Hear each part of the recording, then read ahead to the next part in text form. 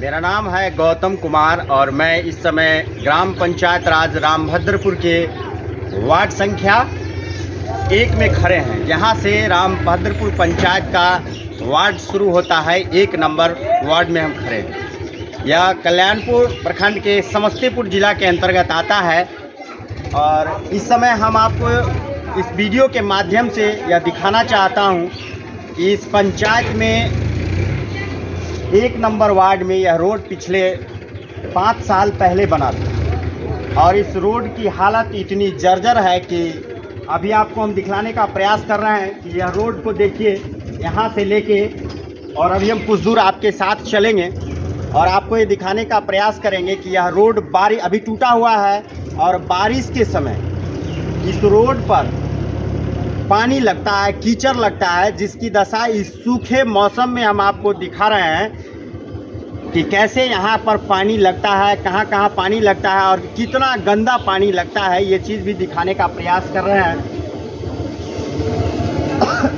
पिछले 10 साल में, आज से 10 साल पीछे यहाँ इसी पंचायत के इसी वार्ड से एक व्यक्ति मुखिया का चुनाव लड़ता है और वो चुनाव जीत जाते हैं। उस व्यक्ति का नाम फिरोजा खातून है, जो इसी वार्ड में रहती है, इसी वार्ड के निवासी हैं और इसी वार्ड में रहते हैं। लेकिन आज उनके इस वार्ड में जो ये सड़क की दशा है, इसको दिखाने का प्रयास आपको इसीलिए कर रहा हूँ कि यहाँ के जनप्रतिनिधि हैं और आपके यहाँ की सड़क की हालत ये है कि थोड़ा सा बारिश होता है और आपके यहाँ की जनता पानी में डूब जाती है। आपके बच्चे के पाँव में, आपके पाँव में कीचड़ और सड़ा हुआ पानी लगता है, जिससे कि आप बीमार होते हैं। आप क्यों ऐसे लोगों को, ऐसे विधायक प्रतिनिधि को मान के चलिए, इस समय हमारे विधायक महेश्वर हजारी जी, यहाँ के महेश्वर हजारी विधायक 3 बार से विधायक हैं। हम उनसे भी एक सवाल करना चाहते हैं कि महेश्वर हजारी जी,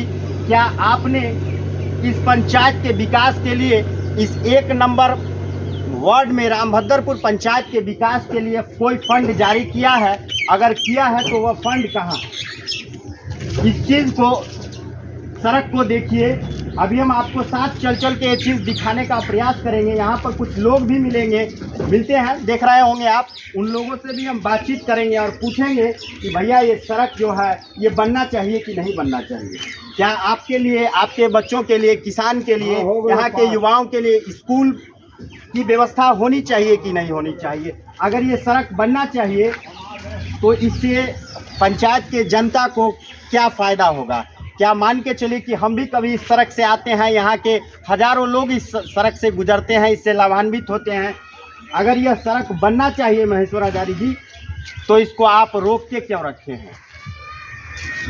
अगर रोक के नहीं रखे हैं तो यह सवाल आपको बार बार देखने को मिलेगा कि आखिर हमारे पंचायत से 10,000 वोटर पॉपुलेशन वाला इस क्षेत्र में एक सड़क की व्यवस्था नहीं है। कीचड़ लग यहाँ सड़क पर कीचड़ होता है, पानी लग जाता है। टूटी हुई सड़कें इसका गवाह है।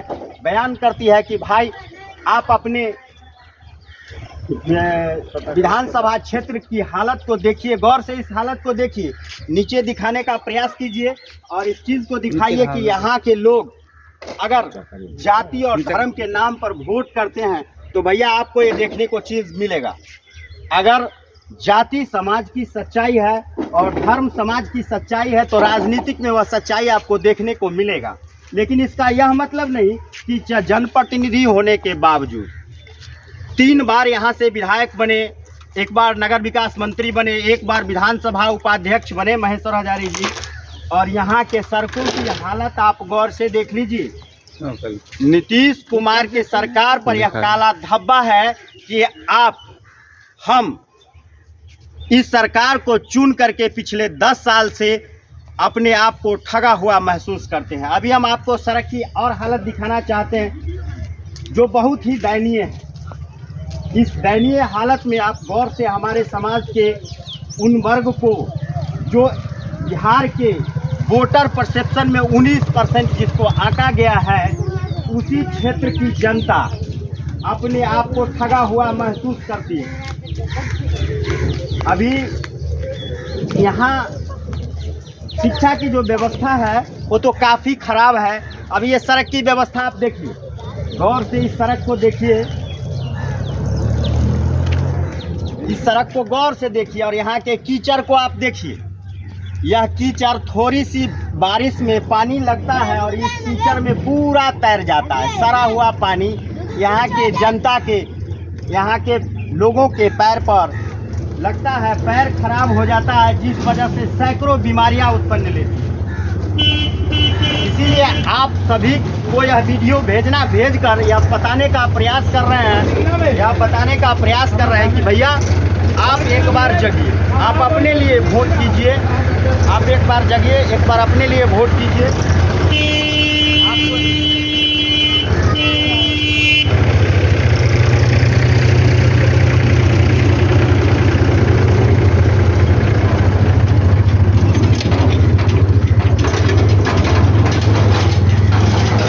विधायक जी, आपसे यह निवेदन है कि इस सड़क की हालत को देखते हुए आपको एक बार अपने विधानसभा क्षेत्र का दौरा करना चाहिए।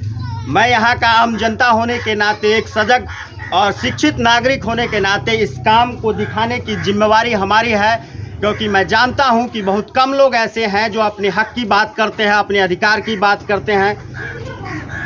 तो इसमें मेरा सहयोग आगे है। मैं उन जनता के लिए आवाज़ उठा रहा हूँ जो एक तरह से समझिए कि मूर्ख कौम है। यहाँ पर वो कौम मूर्ख है, कम पढ़े लिखे लोगों की संख्या है। यहाँ के बच्चे के पास में शिक्षा नहीं है, यहाँ के लोगों के पास शिक्षा की इतनी कमी है कि वो अपने लिए सड़क की मांग नहीं कर सकता।